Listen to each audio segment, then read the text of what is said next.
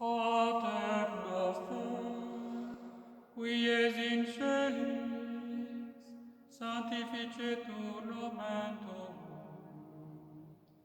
Adveniat regnum tuum, fiat voluntas tua, sicut in cielo et in terra.